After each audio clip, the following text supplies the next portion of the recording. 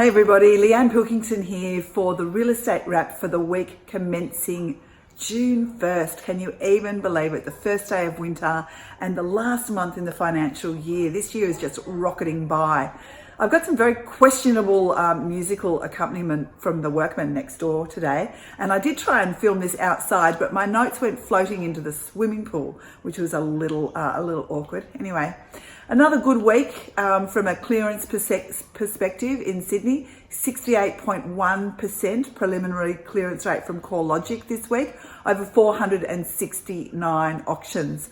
Last week we had 309 auctions, so an increase over last week, but still not at the 677 that we had last year. So last week our clearance rate was 65% over the 309 auctions. Same week last year, 61.8% over the 677 auctions.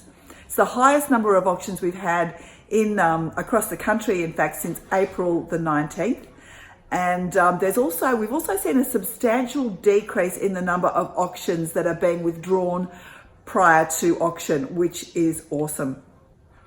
In May, we saw a 0.4% decrease in prices across Australia, and in fact in Sydney we also saw a 0.4% decrease. But interestingly, the quarter, we've still seen an increase of 1.1% over the quarter and a 14.3% increase over the 12-month period, meaning that Sydney is still leading the nation in price growth. Across Australia, the price growth was 8.3% in the last 12 months.